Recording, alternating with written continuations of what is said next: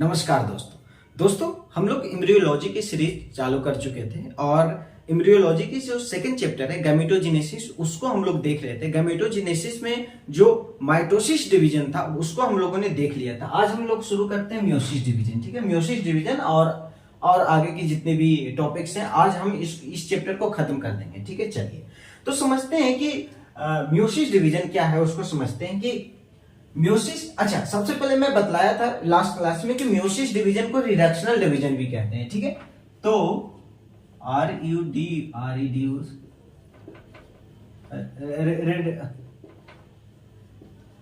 ठीक है, meiosis division को रिडक्शनल डिवीजन भी कहते हैं। ठीक है, चलिए क्यों कहते हैं अभी हम लोग समझ सकते हैं यहां पे आके। ठीक है, हाँ, तो meiosis is the cell division that takes place in germ cell. बहुत इंपॉर्टेंट लाइन है। मैं लास्ट क्लास में भी बताया था कि मियोसिस सिर्फ और सिर्फ जर्म सेल में ही देखने को मिलता है, सिर्फ और सिर्फ जर्म सेल या गैमेट सेल में ही देखने को मिलता है, गैमेट सेल में ही देखने को मिलता है। ठीक है, मियोसिस सिर्फ और सिर्फ कहां देखने को मिलेगा? जर्म सेल या गैमेट सेल में देखने को मिलेगा। ठीक है, टू जनरेट या क्या कहते हैं, बनाना, formation male and female gamete.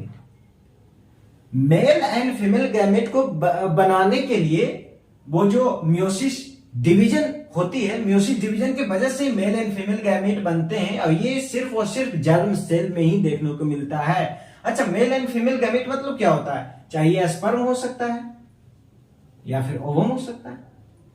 ठीक है, मेल एंड फीमेल गैमेट में स्पर्म हो सकता है या फिर ओवम हो सकता है। ठीक है, तो हो गया। मियोसिस डिवीजन कहां होता है? जर्म सेल में होता है या गैमेट सेल में होता है। और ये किस लिए होता है? मेल और फीमेल जो गैमेट होते हैं उसको फॉर्मेशन के लिए ये डिवीजन होता है। ठीक है, चलिए अब आगे आते हैं। Meiosis required to cell division. Meiosis required to cell division, that is meiosis first and meiosis second. Yes, हाँ दोस्तों, बहुत इंपॉर्टेंट है, समझिएगा। ठीक है, मियोसिस में मियोसिस जो डिवीजन होता है वो आप ये कहो कि दो चरण में पूरा होता है। एक चरण को मियोसिस फर्स्ट कहते हैं और एक चरण को मियोसिस सेकंड कहते हैं। ठीक है, हाँ। To reduce the number of chromosome, किस लिए? नंबर ऑफ क्रोमोसोम को रिड्यूस करने के लिए ये मियोसिस दो फेज में कंप्लीट होता है, मियोसिस फर्स्ट और सेकंड है। यही जो reduce of number of chromosome हो रहा है इसलिए तो इसको रिडक्शनल डिवीजन कहते हैं। यहां पे जो reduce of number of chromosome आपको देखने को मिल रहा है, इसी की वजह तो इससे तो रिडक्शनल डिवीजन कहते हैं। अब हम इसको समझते हैं मियोसिस फर्स्ट और मियोसिस सेकंड। ठीक है, अच्छा देखो दोस्तों, यहां पे हम लोगों ने माइटोसिस में क्या देखा था कि जो एक सेल है वो दो डॉटर सेल बनाएगा। ठीक है, लेकिन जो क्रोमोसोम की जो संख्या होती है, जो पेरेंट की संख्या की इक्वल ही जो डॉटर सेल में क्रोमोसोम की संख्या होती है माइटोसिस में। मियोसिस में क्या है ये देखिएगा। सबसे पहले दोस्तों कि चूंकि हम यहां पे रिडक्शनल डिवीजन लिख चुके हैं, हम to reduce the number of chromosome. ठीक है, तो यहां पे ये तो कंफर्म है कि अगर पेरेंट के जो सेल में एक्स क्रोमोसोम है तो एक्स से कम ही होगा डॉटर सेल में। ठीक है, माफी चाहता हूं, बाहर कुछ चल रहा है जिसकी वजह से शायद आवाज भी उसमें जा रही होगी, प्लीज थोड़ा सा बर्दाश्त कर लीजिएगा। हाँ, तो देखिए, तो to reduce the number of chromosome मतलब इसमें यह है कि उसमें 46 से 46 नहीं बन रहा था, इसमें यह है कि 46 से 46 तो नहीं बनेगा, उससे कम ही बनेगा। ठीक है, तो अब देखो, तो इसमें है कि अगर पेरेंट, ठीक है, एक पेरेंट सेल है, दो डॉटर सेल बना। ठीक है, अगर पेरेंट के सेल में 46 क्रोमोसोम का नंबर है, 46 क्रोमोसोम का नंबर है, तो जो डॉटर सेल है उसमें 23 और इसमें 23 हो जाएंगे क्रोमोसोम के नंबर। ठीक है, 23 तो क्यों होते हैं मैं बताऊंगा। अभी पूरी हम लोग एक पूरी क्या कहते हैं, एक पूरी चार्ट बनाएंगे। ठीक है, पूरी इमेज के साथ, तो उसको समझेंगे। ठीक है, अभी ये सुपरफिशियल समझने के लिए। तो अगर पेरेंट में 46 क्रोमोसोम है तो इसका जो डॉटर सेल है वो 23 क्रोमोसोम होगा। ठीक है, अगर पेरेंट 2n है तो ये हैप्लॉइड होगा, n होगा। ठीक है, मतलब ये डिप्लॉइड है तो ये हैप्लॉइड होगा, ये दोनों। ठीक है, ये हैप्लॉइड होगा। ठीक है, चलिए, तो ये हो गया। अब देखिए, अब ये जो दो डॉटर सेल बना, इसको हम आप ये समझ लें। ठीक है, मैं अभी नीचे लिखता हूं। ठीक है, ये जो दो डॉटर सेल बना, बहुत ध्यान दीजिएगा। ठीक है, ये 23 ये 23, ठीक है, हाँ एन एन, ठीक है। अब ये जो 2 डॉटर सेल बना, अब ये भी डिवीजन में पार्टिसिपेट करेगा, ठीक है, इसमें भी मियोसिस डिवीजन देखने को मिलेगा। जो ये जो डॉटर सेल है इसमें भी मियोसिस डिवीजन देखने को मिलेगा। मुझे लगता है बंद करना पड़ेगा ये वीडियो, बहुत ज्यादा परेशान कर रहा है यार। चलिए इसको तब तक कंप्लीट करते हैं। अब देखो ये जो 2 डॉटर सेल बना, ठीक है। अब ये 2 डॉटर सेल फिर मियोसिस डिवीजन में जाएंगे एज ए पेरेंट सेल बनके, इसके जैसा ये एक्ट करेंगे। तो ये जो 2 डॉटर सेल बना, तो ये जो 2 डॉटर सेल फिर से डिवीजन, मियोसिस डिवीजन इनमें होगा। तो अब इसका भी 2 बन गया, 1 2, इसमें भी 23 क्रोमोसोम, इसमें 23, ये भी 2 बन गया, ठीक है, 23। मतलब आप देख रहे हो ये अब एक पेरेंट सेल से 4 डॉटर सेल बना कि नहीं, एक पेरेंट सेल से 4 डॉटर सेल बना। तो जो ये वाली जो प्रोसेस है ये मियोसिस फर्स्ट के वजह से होती है, मियोसिस फर्स्ट, और जो ये वाली प्रोसेस है वो मियोसिस सेकंड की वजह से होती है, ठीक है। ये वाली जो प्रोसेस होती है वो मियोसिस सेकंड की वजह से होती है, और ये वाली प्रोसेस होती है मियोसिस फर्स्ट की वजह से होती है। तो आप समझ गए, मतलब इसका अगर की पॉइंट अगर याद करने वाली बात करें तो सबसे पहले कि one parent cell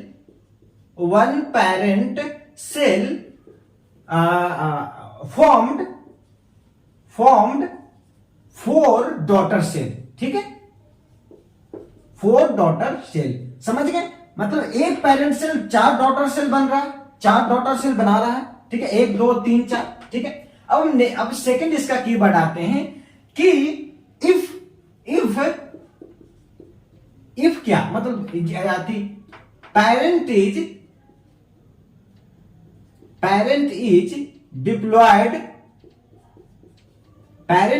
diploid then ये डॉटर सेल इज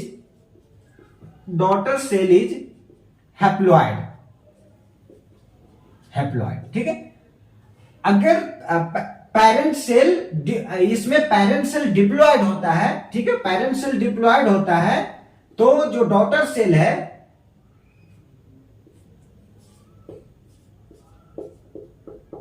ये एन हैप्लॉयड होता है, ठीक है। तो ये 2 आपको याद करना, पहला कि एक पेरेंट सेल 4 डॉटर सेल बनाता है, ठीक है, किसमें, मियोसिस में। दूसरा कि अगर पेरेंट सेल की में जो क्रोमोसोम की संख्या वो 46 है, तो डॉटर सेल में क्रोमोसोम की संख्या कितनी जाएगी, 23, आधा हो जाएगा, ठीक है। यही जो आधा हो रहा है इसी की वजह से इसको रिडक्शन डिवीजन कह रहे हैं, ये जो आधा हो रहा है इसी की वजह से इसको रिडक्शन डिवीजन कर रहे हैं, ठीक है। चलिए, तो ये हो गया एक समझने के लिए, अब हम आते हैं पूरी इमेज बनाते हैं, मियोसिस फर्स्ट और मियोसिस सेकंड को समझते हैं, ठीक है। तो इसमें याद करने वाली कौन सी बात है, मियोसिस डिवीजन, रिडक्शन डिवीजन, ये याद हो गया। मियोसिस किस में होता है, जर्म सेल में होता है, गैमेट सेल में होता है। क्यों होता है, generate mail and female gamete, sperm और ओवम को बनाने के लिए होता है। मियोसिस 2 फेज में कंप्लीट होता है, मियोसिस फर्स्ट और मियोसिस सेकंड में। मियोसिस फर्स्ट में एक पेरेंट सेल से 2 डॉटर सेल बनते हैं, मियोसिस फर्स्ट में एक पेरेंट सेल से 2 डॉटर सेल बनते हैं, मियोसिस सेकंड में वो 2 डॉटर सेल फिर फर्दर 4, जो वो 2 डॉटर सेल हैं वो पेरेंट सेल के तरह एक्ट करते हैं ऑफकोर्स, और वो 4 डॉटर सेल बनाते हैं। मतलब फाइनली 1 पेरेंट सेल से 4 डॉटर सेल बन रहे हैं, ठीक है। तो जो मियोसिस फर्स्ट में 2 बन रहे हैं, मियोसिस सेकंड में 4 बन रहे हैं, ठीक है। तो ये ओवरऑल इसमें थी। अब हम इसको मिटाते हैं और पूरी इमेज के साथ समझते हैं मियोसिस फर्स्ट और मियोसिस सेकंड, ठीक है। चलिए आगे आते हैं। अब हम समझते हैं मियोसिस और मियोसिस फर्स्ट और मियोसिस सेकंड के मतलब अंदर जाकर समझते हैं, जो डायग्राम से बनाकर समझते हैं। तो सबसे पहले हम एक पेरेंट सेल बनाते हैं, ठीक है। चलिए, एक पेरेंट सेल बना लिए, एक पेरेंट सेल बना लिए, ठीक है। अब एक पेरेंट सेल बना लिए तो पेरेंट सेल में कितने क्रोमोसोम होंगे, 46 क्रोमोसोम होंगे, क्योंकि डिप्लॉयड है तो 46 क्रोमोसोम होंगे। तो मैं इतना यहाँ पे 46 क्रोमोसोम तो पूरा नहीं दिखा सकता, तो 2 क्रोमोसोम हम दिखाता हूं, ठीक है। तो ये एक क्रोमोसोम हो गया, ये एक क्रोमोसोम हो गया, और ये 2 क्रोमोसोम हो गया, ठीक है, पेरेंट क्रोमोसोम, ठीक है। चलिए, अब ये जो पेरेंट क्रोमोसोम है, ये पेरेंट क्रोमोसोम है, ठीक है। ये जब यहां पे क्या होगा, बहुत ध्यान से देखिएगा कि ये जो क्रोमोसोम है, ये जो क्रोमोसोम है, एक और मैं बना देता हूं, फिर अच्छा से आराम से समझ में आएगा। ठीक है,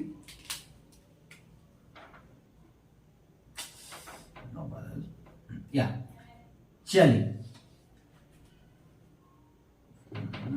ज्यादा छोटा, या हाँ, अब देखिए ये क्रोमोसोम, ठीक है। अब इनिशियली में शुरुआत में क्या होता है कि इसका जो क्रोमोसोम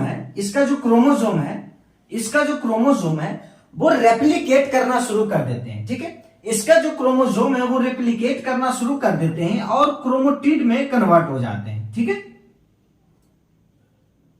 अब जो एक क्रोमोसोम था, अब वो रेप्लिकेट करके 2 बन गया। एक क्रोमोसोम था वो रेप्लिकेट करके 2 बन गया, और टोटल 2 क्रोमोसोम थे ना। ये जो एक क्रोमोसोम था वो रेप्लिकेट करके 2 बन गया, ये रेप्लिकेट करके भी 2 बन गया। ठीक है, तो जो यहां पे जो 2 क्रोमोसोम थे, लेकिन ये यहां पे 4 क्रोमोटिड बन गए। ठीक है, अरे यार डॉग प्लीज यार। चलिए, तो यहां पे जो 2 क्रोमोसोम था, यहां पे 4 क्रोमोटिड में कन्वर्ट हो गए। कैसे? रेप्लिकेट कर गए। ठीक है, रेप्लिकेशन हुआ। ठीक है, रेप्लिकेशन हुआ। ठीक है, रेप्लिकेशन ऑफ क्रोमोसोम, ठीक है। चलिए, अब ये हो गया, जो ये अब रेप्लिकेट होकर क्रोमोटिड बन गए। अब नेक्स्ट क्या होता है, उसके बाद नेक्स्ट स्टेप में ये जो सेल है, ठीक है, ये जो क्रोमोटिड है, ठीक है, ये जो क्रोमोटिड है वो, हाँ, ये जो क्रोमोटिड है वो सेंट्रियोल के साथ अपने अपने पोल पे जाना शुरू कर देते हैं। मतलब ये है कि ये जो क्रोमोसोम है वो इधर चला जाएगा। ठीक है, जिसमें ये ए वाला है। ठीक है, ये इसको इधर तिर लेगा, और ये वाला जो क्रोमोसोम है, ठीक है, इसको ये इधर तिर लेगा। अब ये क्रोमोसोम नहीं है, क्रोमोटिड है, ध्यान दीजिएगा। ठीक है, सेंट्रियोल इस क्रोमोटिड को अपने तरफ लेकर चल जाएगा खींचकर स्पिंडल फाइबर से। ये जो सेंट्रियोल है वो स्पिंडल फाइबर से खींचकर वो अपने तरफ ले आएगा। उसके बाद क्या होगा, बहुत ध्यान से देखिएगा। अब ये वाली जो क्रोमोसोम है, ये जो से आप अब देखो, ये 2 सेंट्रियोल है। अब यहां पे क्रोमोसोम आ गए। ठीक है,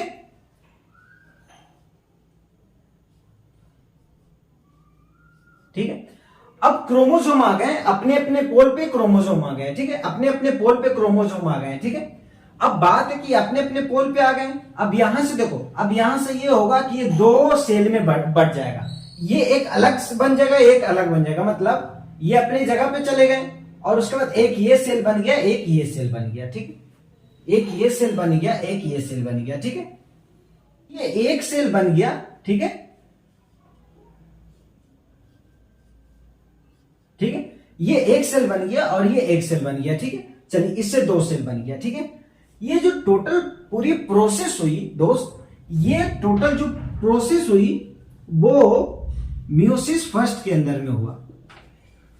मियोसिस फर्स्ट के अंदर में हुआ। ठीक है, मियोसिस फर्स्ट के अंदर में हुआ। ठीक है, अब आप लोग में से बहुत सारे का ये प्रश्न होगा कि भाई सबसे पहले तो आपने बताया था कि ये रिडक्शनल डिवीजन है। ठीक है, ये रिडक्शनल डिवीजन है, मतलब इसमें क्रोमोसोम की संख्या घटती है। बारिश बहुत कस पे हो रही है, पता नहीं आपको लोगों की आवाज आ रही है। तो ये इसमें आपने बताया था कि रिडक्शनल डिवीजन होता है, इसमें क्रोमोसोम की संख्या घटती है। ठीक है, अगर 46 है तो 23 हो जाता है। लेकिन भाई आप इसमें 2 क्रोमोसोम बनाए हो, लेकिन यहाँ पे 4 है ना, 1 2 3 4। ठीक है, 4 है, तो आपने तो बढ़ा दिया। ठीक है, प्रश्न आएगा, बिल्कुल आएगा।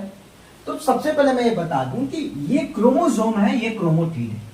ठीक, ये दोनों है, क्रोमोसोम और क्रोमोटिड में अंतर है। ठीक, पहला। दूसरा, मैंने ये बोला था कि जो क्रोमोसोम है वो रेप्लिकेट कर रहा है। ठीक है, जो क्रोमोसोम है रेप्लिकेट करके क्रोमोटिड बना रहा है, रेप्लिकेट कर रहा है। ठीक है, तो अब मुझे ये बताओ कि ये जो रेप्लिकेट करके बनाया है, टेक्निकली ये जो 2 स्टैंड बने हैं क्रोमोटिड के, वो तो क्रोमोसोम फर्स्ट के ही है ना।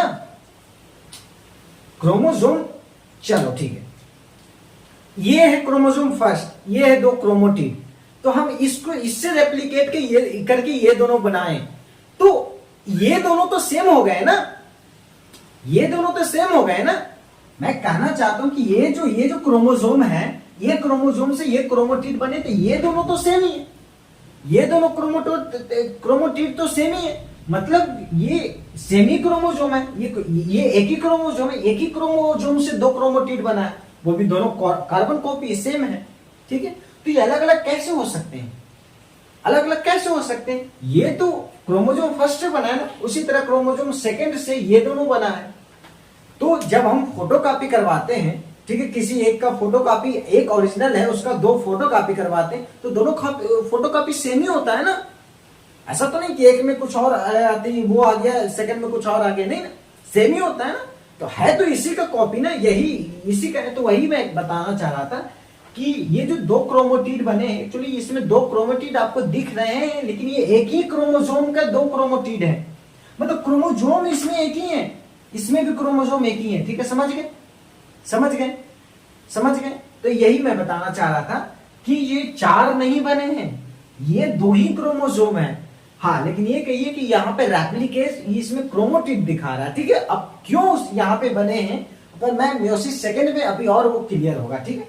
चलिए, तो ये बन गए, ठीक है, तो दो डॉटर सेल बने, दो डॉटर सेल बने हैं, ठीक है, दो डॉटर सेल बने हैं, और दोनों हैप्लॉइड है, ठीक है, दोनों हैप्लॉइड है, ठीक है। चलिए, अब हम मियोसिस सेकंड में आते हैं, ठीक है,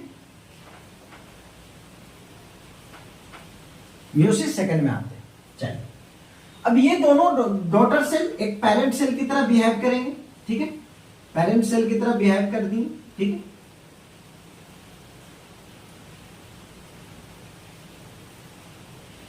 पेरेंट सेल की तरह बिहेव कर दिए, ठीक है। चलिए, अब ये जो दो जो बने हैं, इनसे दो बनेगा और इनसे दो बनेगा, बनेगा कि नहीं? ऑफ कोर्स बनेगा, मियोसिस सेकंड में, मियोसिस सेकंड में। चलिए, अब इनसे जो दो बने हैं, इनसे ये दो बन गए, तो एक क्रोमोटिड इसमें आ गया, एक क्रोमोटिड इसमें आ गया, एक क्रोमोटिड इसमें आ गया, एक क्रोमोटिड इसमें आ गया। अब देखो, एक क्रोमोसोम से दो क्रोमोटिड बने, दोनों तो सेम ही थे, इक्वल थे, क्लोन थे, तो एक इसमें आ गया, एक इसमें आ गया, फिर सेकंड वाले में एक इसमें आ गया, एक इसमें आ गया, ठीक है। इसका मतलब टेक्निकली जो जो दो क्रोमोसोम थे वो चार में डिवाइड हो गए कि नहीं? दो से मतलब सॉरी, जो दो क्रोमोसोम थे वो एक एक में डिवाइड हो गए कि नहीं टेक्निकली? ये भी क्रोमोसोम फर्स्ट का अंश है, ये भी क्रोमोसोम फर्स्ट का कॉपी है, ये भी क्रोमोसोम सेकंड का कॉपी, ये क्रोमोसोम सेकंड का कॉपी है। मतलब दो क्रोमोसोम चार में तो बट गए ना, मतलब आधा हो गया ना उनका, आधा तो हो गया ना। ये जो दो क्रोमोसोम थे अब ये चार में बट गए, एक दो तीन चार, आधा तो हो गया ना, ठीक है। ये दो, फर्स्ट वाला के ये दो बन गया, सेकंड वाला के ये दो बन गया, बना। तो यहां पे रिडक्शनल डिवीजन मिल रहा है कि नहीं? दो एक में बदल गए, दो एक में बदल गए, ठीक है। दो जो थे वो एक एक में आ गए, ठीक है। तो यहाँ पे रिडक्शन डिवीजन देखने को मिल रहा है, तो आपको हाँ दोस्त मिल तो रहा है। तो ये जो प्रोसेस हुई ना, ये मियोसिस सेकंड हुआ, ये मियोसिस सेकंड हुआ। मियोसिस फर्स्ट में दो डॉटर सेल बनते हैं, ठीक है, जिसमें दो क्रोमोटिड पाए जाते हैं, लेकिन एक ही क्रोमोसोम का दो क्रोमोटिड पाए जाते हैं, क्रोमोसोम संख्या एक ही होती है, ये आप ध्यान दीजिएगा। और जो क्रोमोटिड पाए जाते, जो दोनों में दो दो क्रोमोटिड पाए जाते हैं, लेकिन क्रोमोसोम की संख्या एक ही होती है, एक में इसकी अपनी एक की क्रोमोसोम है, इसकी अपनी एक की क्रोमोसोम है। लेकिन ये दोनों जैसे पेरेंट सेल बनते हैं, जो दो दो क्रोमोटिड है वो अलग अलग हो जाते हैं, ठीक है, फिर वो चार में हो जाते हैं। तो ये दो से ये चार में कन्वर्ट हो गए, ठीक है। चलिए, तो ये हो गया मियोसिस डिवीजन, ठीक है, मियोसिस फर्स्ट और मियोसिस सेकंड, ठीक है। अब हम और बुक को देखते हैं और कुछ और अच्छा पॉइंट बुक में से निकालते हैं मियोसिस का, नहीं तो फिर हाँ, इसमें ध्यान दीजिएगा, मियोसिस फर्स्ट में एक बहुत अच्छी चीज अभी मेरा दिमाग से निकल जाता, आई थिंक ये एक टॉपिक भी है, नेक्स्ट टॉपिक वही है, लेकिन मैं थोड़ी सी उसका हिंट दे देता हूं। ये जो क्रोमोटिड बने हैं ना, इसमें बेसिकली जो जेनेटिक्स मटेरियल का ट्रांसफर होना शुरू हो जाता है, एक्सचेंज होना शुरू होता है। ये शुरू होता का मतलब कि एक्सचेंज होता है, transfer of genetics material, exchange of genetics material देखने को मिलती है, जिसको हम क्रॉसिंग ओवर कहते हैं। ठीक है, अभी क्रॉसिंग ओवर शायद नेक्स्ट ही टॉपिक है क्रॉसिंग ओवर।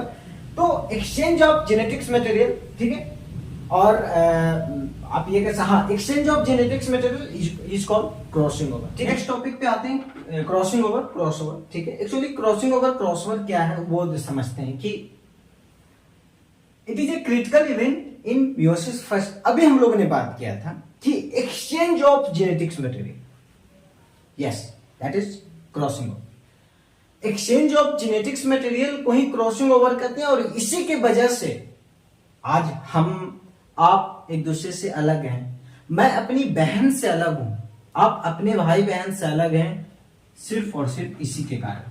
अगर ये नहीं होता तो सब एक समान होते, एक जायगोट दूसरे जायगोट से डिफरेंस नहीं होता। तो आज अगर जेनेटिक्स वेरिएबिलिटी अगर देखने को मिल रही है, जेनेटिक्स अलग अलग मतलब जायगोट अलग अलग आपको देखने को मिल रहा है, तो सिर्फ और सिर्फ क्रॉसिंग ओवर की वजह से ही आपको देखने को मिल रहा है। ठीक, चलिए, इट इज क्रिटिकल इवेंट। ठीक है, अभी हम लोगों ने देखा, थोड़ी सी इसके बारे में बात की थी हम लोगों ने। In meiosis first, of course meiosis first में होता, अभी हम लोगों ने देखा था, are the interchange of chromatid segment between paired homologous chromosome. ठीक है, मतलब चलो ठीक है, एक बनाते हैं, आइए आप बनिए। ठीक है, ठीक, ये क्या बोल रहा है कि क्रोमोटिड segment, interchange of chromatid segment, क्रोमोटिड के सेगमेंट इंटरचेंज हो रहा है पेयर्ड ऑफ होमोलोगस क्रोमोसोम। ठीक है, चलिए, हमने यहां पे क्रोमोसोम मतलब क्रोमोटिड बनाया था, तो यहां पे फिर से बना लेता हूं।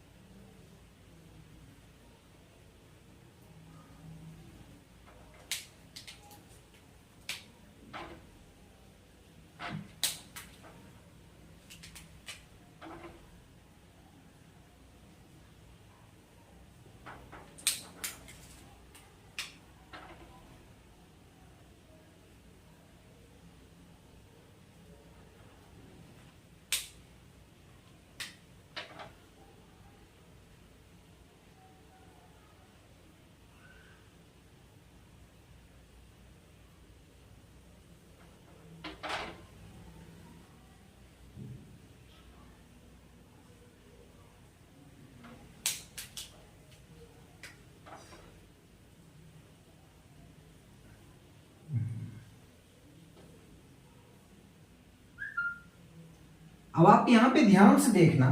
ठीक है, ये जो क्रोमेटिड जो फर्स्ट थी, ठीक है, इसकी जो कुछ जो इसका क्रोमेटिड का पार्ट है वो एक्सचेंज हुआ, जो रेड वाला ब्लैक में चला गया और ब्लैक वाला रेड में चला आया।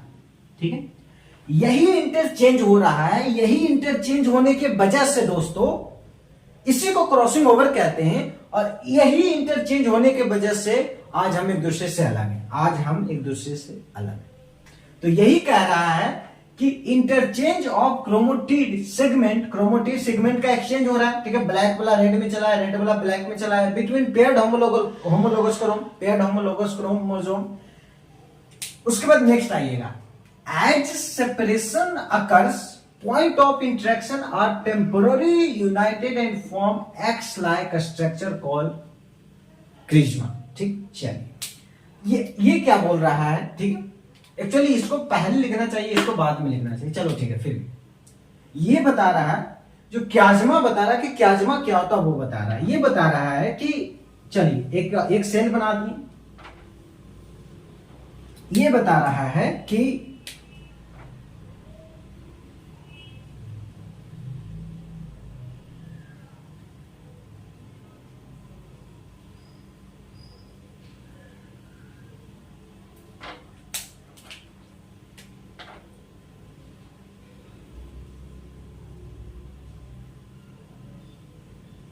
ठीक है,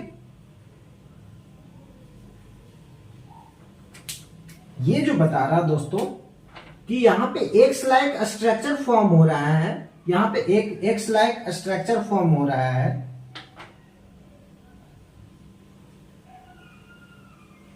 यहां पे एक्स लाइक स्ट्रक्चर फॉर्म हो रहा है दोस्तों, ठीक है।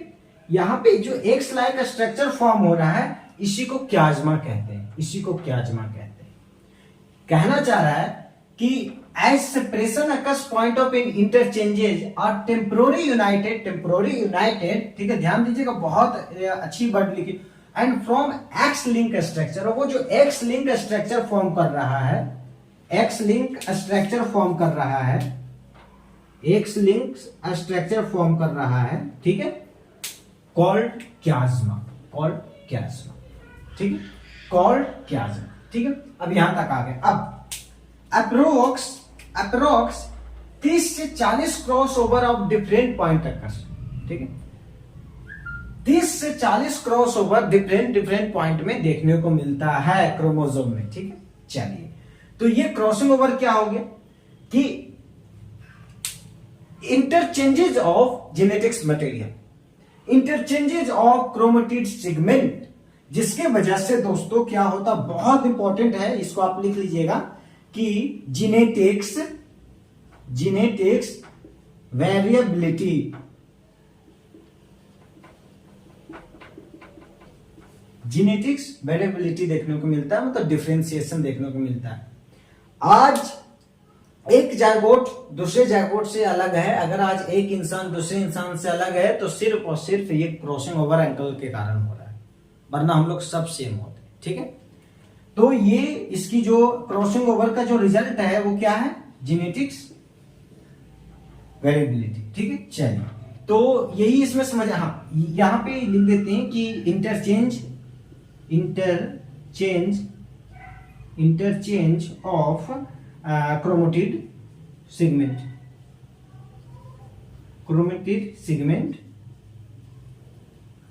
ठीक है, क्रोमेटिड सेगमेंट, और ये वाली जो पॉइंट बनी है उसको हम कहते हैं क्याज्मा, ठीक है, ये वाले पॉइंट को कहते हैं क्याज्मा। तो ये होगी क्रॉसिंग ओवर में सारा। अब हम आते हैं पोलर बॉडी क्या है उसको समझते हैं। तो अब पोलर बॉडी आते हैं नेक्स्ट टॉपिक में कि पोलर बॉडी क्या है उसको समझते हैं। Polar bodies also during meiosis one primary oocytes give rise to 4 daughter cell. अभी हम लोगों ने बात कर लिया था, ठीक है, कि एक जो पेरेंट सेल है, एक प्राइमरी oocytes है, वो कितने 4 डॉटर सेल देता है, ठीक है। चलिए, विथ 22 प्लस 1x क्रोमोसोम, ये फीमेल के बारे में, ये फीमेल की बात कर रहा है, ठीक है, ये oogenesis के बारे में बात कर रहा है कि during meiosis the one primary oocytes give rise to 4 daughter cell. अभी हम लोगों ने देखा था 22 प्लस 1x क्रोमोसोम, ये गर्ल्स के बारे में बात कर रहा है, ठीक है, फीमेल के बारे में, ठीक है, मतलब oogenesis के बारे में, oocyte के बारे में बात कर रहा है। Only one develop into mature gamete, ठीक है। अभी हम देखते हैं जब हम स्पर्मेटोजेनेसिस और oogenesis की पूरा सीक्वेंस देखेंगे ना, तो oogenesis में मैं बताऊंगा, अभी बस आपको 1 मिनट के लिए आपको बता दे, ठीक है। तो टोटल 4 सेल बनता है, ठीक है, ठीक है। ये जो ये मैच्योर हो जाता है आगे जाके, ठीक है, ये मैच्योर हो जाता है आगे जाके, ठीक है। ये देखो वन डेवलप इनटू मैच्योर, ये मैच्योर हो जाता है, ये तीनों डीजनरेट हो जाता है, डीजनरेट हो जाता है, ये तीनों डीजनरेट हो जाता है। यही तीनों को पोलर बॉडी कहते हैं, यही तीनों को पोलर बॉडीज कहते हैं, यही तीनों को पोलर बॉडीज कहते हैं। तो यही बोल रहा है कि one develop into mature gamete other than are polar bodies, other than and polar bodies, ये पोलर बॉडीज है, ठीक है, other than is polar bodies, ठीक है, polar bodies, and it's degenerate during subacute development, ठीक है, मतलब ये सबक्यूट डेवलपमेंट के दौरान ये डीजनरेट हो जाते हैं, ये डीजनरेट हो जाते हैं, तीनों डीजनरेट हो जाते हैं। एक है जो मैच्योर होते हैं, ठीक है, एक है जो मैच्योर बनते हैं, ठीक है, एक है जो मैच्योर बनते हैं, ठीक है। चलिए, अब हम ये मेल की बात करें, ठीक है, ये फीमेल की है, और इसको डिटेल में समझते हैं जब स्पर्मेटोजेनेसिस oogenesis के जब सीक्वेंस समझेंगे तो oogenesis में आएगा। अब हम आते हैं मेल में, ठीक है। सिमिलर वन स्पर्मेटोसाइट, इसमें भी सिमिलर वन स्पर्मेटोसाइट ये 4 डॉटर सेल देता है, 4 डॉटर सेल देता है, बट यहां ध्यान दीजिएगा, 2 with 22 plus 1x, 22 plus 1x, ठीक है, क्रोमोसोम कंबाइन होता है, फिर 22 प्लस 1 बाई क्रोमोसोम, ठीक है। यही अगर ये जो 22 प्लस एक्स अगर इसके साथ मिल गया तो गर्ल्स हो गई, और 22 प्लस वाई इसके साथ मिल गया तो बॉय हो गया। ठीक है, चलो तो 22 प्लस 1 वाई हो जाएगा। ठीक है, क्रोमोसोम ये बता रहा क्या कि गिव 4 डॉटर सेल देता है जिसमें 22 प्लस 1 एक्स। ठीक है, तो 22 plus 1 X and 22 plus Y जो 2 है, ठीक है, वो क्रोमोसोम वो oocytes कहलाते हैं। ये जो 22 प्लस एक्स और 22 प्लस वाई ये oocytes कहलाते हैं, और इसमें चारों जो है वो मैच्योर गैमेट बन जाते हैं, इसमें कोई डीजेनरेट नहीं होता है। इसमें जिस तरह जो oocytes जो आती चार oocytes बनते हैं, तो एक मैच्योर होता है, बाकी 3 पोलर बॉडी के रूप में डीजेनरेट। इसमें ऐसा कुछ नहीं होता है। ठीक है, इसमें चारों के चारों मैच्योर होते हैं। ठीक है, चलिए तो पोलर बॉडी समझ में। पोलर बॉडी क्या है? During meiosis primary oocytes give rise to 4। जो प्राइमरी oocytes है जो 4 डॉटर सेल बनाते हैं, 4 डॉटर सेल बनाती हैं। ठीक है, only 1 develop into mature gamete, एक है जो मैच्योर गैमेट में डेवलप हो गया, बाकी जो 3 है वो पोलर बॉडी बन जाती है। ये 3 पोलर बॉडी बन गया और ये बाद में डीजेनरेट हो जाते हैं। ठीक है, तो पोलर बॉडी किसको कहते हैं समझ में आ गया कि जो 4 बनते हैं, 4 जो डॉटर सेल बनते हैं, एक मैच्योर होकर जो 3 डीजेनरेट हो जाते हैं, उसी को पोलर बॉडी कहते हैं। ठीक है, क्लियर? ठीक है, ओके, डन। चलिए तो पोलर बॉडी हो गया। अब हम आगे बढ़ते हैं और इस चैप्टर की सबसे अबेटेड आप ये कह सकते हैं टॉपिक पे आ रहे हैं, स्पर्मेटोजेनेसिस और oogenesis। ठीक है, तो आगे बढ़ते हैं, तो शुरू करते हैं गैमेटोजेनेसिस का जो मेन पार्ट आप कह सकते हो, स्पर्मेटोजेनेसिस और oogenesis की जो प्रक्रिया शुरू करते हैं। तो अभी हम लोगों ने सबसे शुरू में देखा था कि जो प्रिमोडियल जर्म सेल है वही है जो स्पर्म और ओवम बनाता है। ठीक है, मतलब मेल गैमेट और फीमेल गैमेट बनाता है। ठीक है, तो primordial germ cell give rise to gametogonium. ठीक है, जो प्राइमरी जो प्रिमोडियल जर्म सेल है वो गैमेटोगोनियम बनाएगा। ठीक है, गैमेटोगोनियम का मतलब ये होता है स्पर्मेटोगोनियम और ओगोनियम। ठीक है, यही आगे जाके स्पर्म, यही आगे जाके ओवम बनेगा। ठीक, चलिए तो अब हम सबसे पहले स्पर्मेटोजेनेसिस के बारे में बात कर लेते हैं, स्पर्मेटोगोनियम के बारे में बात कर लेते हैं। रेड वाली वेयर इज सबसे पहले हम स्पर्मेटोजेनेसिस और के बारे में बात कर लेते हैं, फॉर्मेशन ऑफ स्पर्म के बारे में बात कर लेते हैं। ठीक है, मतलब स्पर्मेटोजोआ, फॉर्मेशन ऑफ स्पर्मेटोजोआ के बारे में बात कर लेते हैं। ठीक है, अब देखो सबसे पहले स्पर्मेटोगोनियम। ठीक है, यहां से स्पर्मेटोजेनेसिस शुरू होती है। स्पर्मेटोगोनियम में माइटोटिक डिवीजन देखने को मिलेगा। यहाँ पे ये होगा कि जो सेल है वो 1 से 2 हो जाएंगे, लेकिन इसमें क्रोमोसोम की नंबर यहाँ पे सेम होगी। Number of chromosome is same. ठीक है, number of chromosome is same. ठीक है, ठीक है, यहाँ माइटोटिक डिवीजन में। उसके बाद माइटोटिक डिवीजन से प्राइमरी स्पर्मेटोसाइट बनता है। ठीक है, वो 2n होता है। एक्चुअली जो हम इतना देरी से बता रहे थे कि पेरेंट जो सेल होती है, पेरेंट सेल होती है, फिर वो 2 डॉटर सेल बनता है, तो जो प्राइमरी स्पर्मेटोसाइट है वो 2n होता है। मतलब आप ये समझ लो कि ये पेरेंट सेल है। ठीक है, पेरेंट सेल है। ठीक है, 2n है, पेरेंट सेल है। ठीक है, 46 नंबर है क्रोमोसोम इसमें। ठीक है, 46 क्रोमोसोम है। मियोसिस फर्स्ट होता है, याद करो मियोसिस फर्स्ट में जाओ, मियोसिस फर्स्ट होता है तो 2 बनता है, तो सेकेंडरी स्पर्मेटोसाइट बन गया। ठीक है, 2 बन गया, इससे 2 बन गया। ठीक है, 1 2। ठीक है, 2 बन गया, इसको हम सेकेंडरी स्पर्मेटोसाइट कहते हैं। सेकेंडरी स्पर्मेटोसाइट 2 बन गया। ठीक है, चलिए अब 2 बन गया तो आपको पता है कि ये n और n होता है, हैप्लॉइड नंबर में होता है। ठीक है, तो देखो सेकेंडरी स्पर्मेटोसाइट 2 यहां से बना। ठीक है, तो ये n हो गया। ये मियोसिस डिवीजन फर्स्ट में हम लोगों ने देखा था। ठीक है, कि 2 बनता है। ठीक है, चलिए अब ये जो 2 बना, अब ये एक पेरेंट सेल की तरह एक्ट करेगा, जैसे कि हम लोगों ने बात किया था। तो जो सेकेंडरी स्पर्मेटोसाइट है उसमें मियोसिस सेकंड देखने को मिलेगा। तो इसमें जो मियोसिस सेकंड देखने को मिलेगा, तो ये और ये 2 जो ये है, तो ये 2 डॉटर सेल बनाएंगे, ये 2 डॉटर सेल बनाएंगे। ठीक है, समझ गए? ये 2 डॉटर सेल बनाएंगे और ये 2 डॉटर सेल बनाएंगे। ठीक है, चलिए तो अब देखो जो सेकेंडरी स्पर्मेटोसाइट में मियोसिस सेकंड हुआ, मियोसिस सेकंड याद करो, यहाँ पे लिखा था कि मियोसिस सेकंड में 4 बनते हैं, तो ये 4 बन गए। ठीक है, जो म्योसिस सेकंड के बाद जो 4 बने उसको हम स्पर्मेटेड कहते हैं, ठीक है। ये भी एन है, ठीक है, एन है, एन है, एन है। इसको हम क्या कहते हैं? स्पर्मेटोटिड, स्पर्मेटिड, ठीक है, ये एन है, ठीक है। अब ये चारों है जो स्पर्मियोजेनेसिस के मतलब आप ये कह सकते हो स्पर्मियोजेनेसिस के प्रोसेस से गुजरेगा। तो स्पर्मियोजेनेसिस के प्रोसेस से गुजरने के बाद फिर हमें स्पर्मेटोजोआ मिलता है, ठीक है। जो ये जो 4 है वो स्पर्मेटोजेनेसिस के प्रोसेस से गुजरेगा और उसके बाद फिर हमें स्पर्मेटोजोआ मिलेगा, स्पर्मेटोजोआ मिलेगा, ठीक है। समझ गए, ठीक है। सबसे पहले स्पर्मेटोगोनिया में माइटोटिक डिवीजन देखने को मिलेगा। उसको प्राइमरी स्पर्मेटोसाइट जो बनेगा, ठीक है, वो 2n होगा, जैसा कि आपको पता है, ठीक है। तो अब उसके बाद फिर मियोसिस फर्स्ट होगा, तो आपको पता है कि वो आधा हो जाता है। तो 23 क्रोमोसोम हो गया, 23 क्रोमोसोम, ठीक है। उसको मियोसिस सेकंड में वही 2 फिर पेरेंट सेल की तरह एक्ट करके 4 बनाते हैं। तो ये जो 4 बना उसको स्पर्मेटेड कहते हैं, ठीक है। तो ये स्पर्मेटेड हो गया। स्पर्मेटेड को स्पर्मियोजेनेसिस के प्रोसेस से गुजारते हैं तो हमें स्पर्मेटोजोआ मिल जाता है, ठीक है, हमें स्पर्मेटोजोआ मिल जाता है, ठीक है। चलिए, तो अब हम आते हैं यहां पे कि कुछ पॉइंट याद करने वाली कि साइट ऑफ स्पर्मेटोजेनेसिस, पहला site of spermatogenesis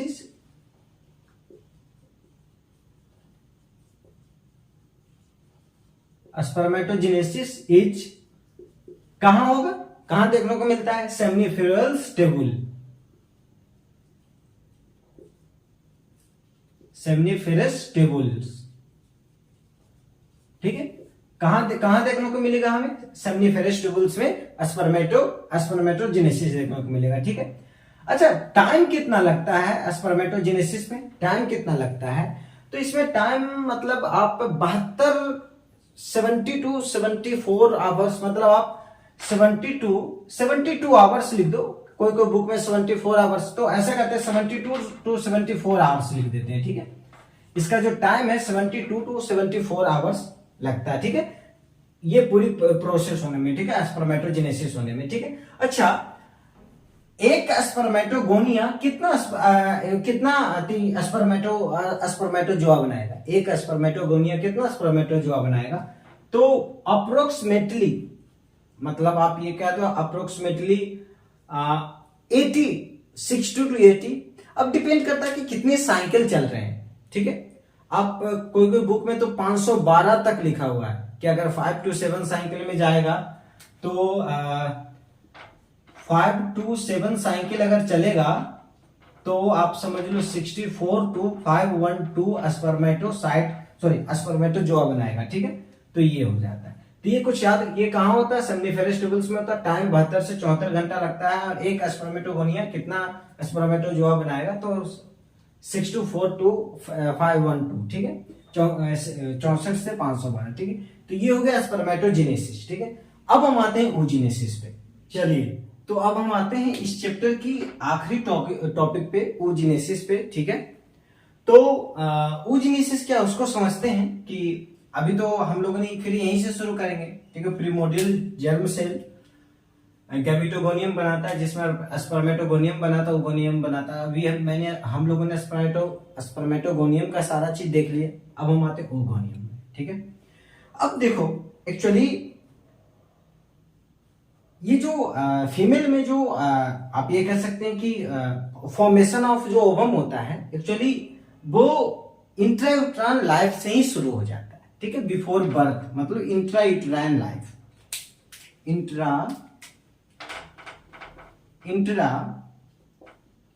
uterine life, ठीक, इंट्रायूट्राइन लाइफ, ठीक है। जो इंट्रायूट्राइन लाइफ में जो एम्ब्रियो, आप ये कह सकते हैं एम्ब्रियो में ओगोनियम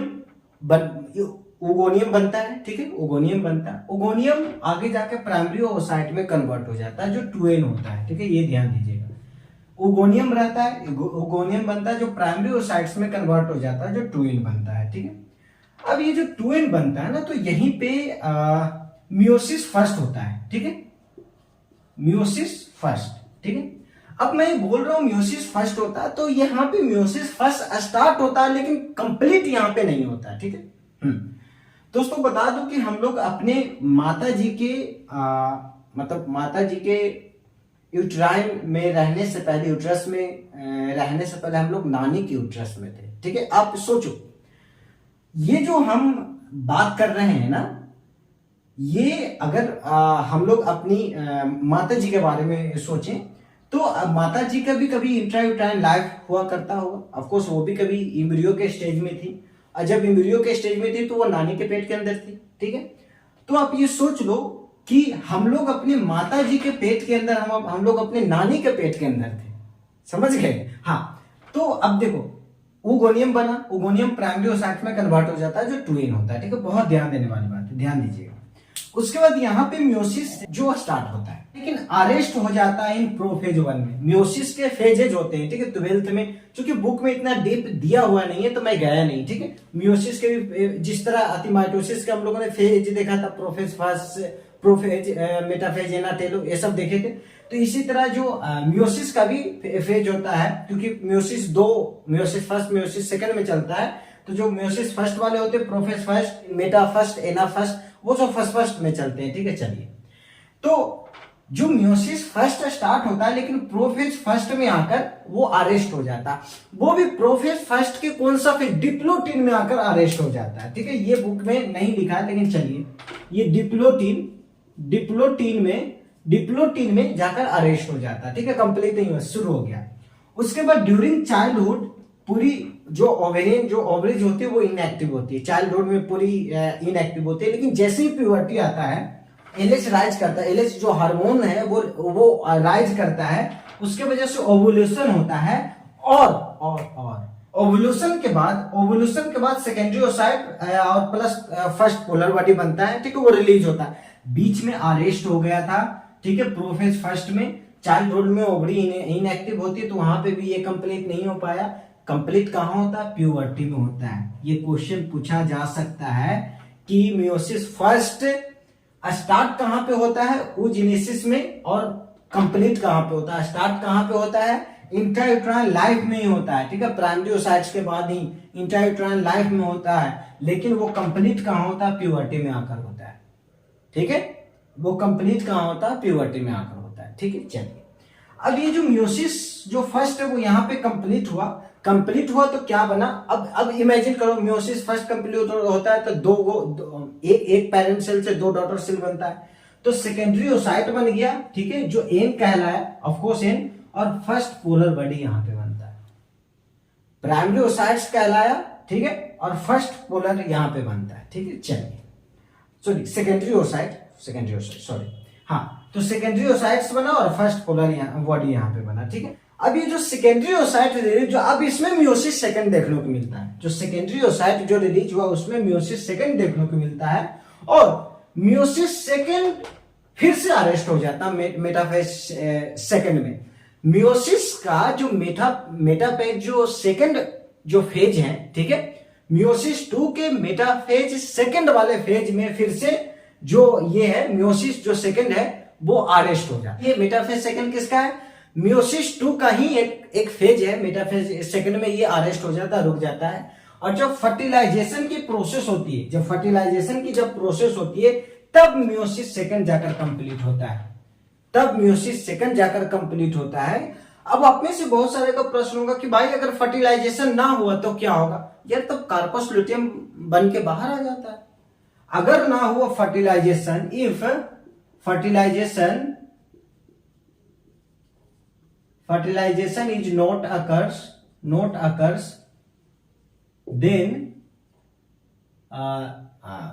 drain out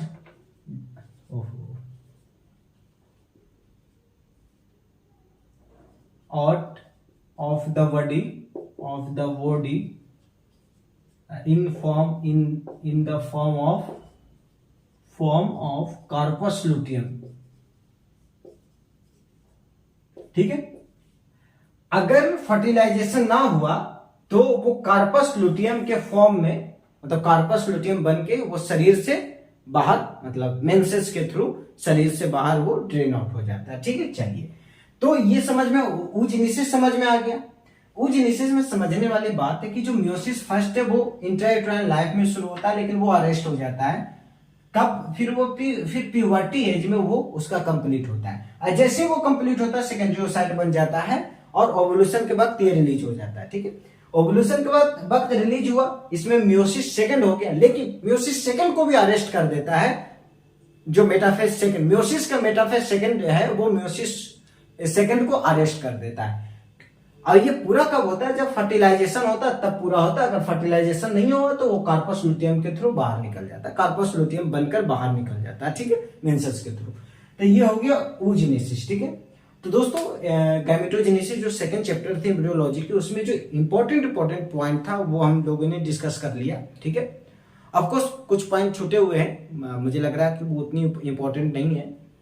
तो आज सेकंड चैप्टर यहाँ पे खत्म होता है। और अगर वीडियो पसंद आया तो प्लीज लाइक करें, चैनल को सब्सक्राइब करें, शेयर करें, और मिलते हैं चैप्टर 3 के साथ। तब तक के लिए इजाजत दीजिए, नमस्कार।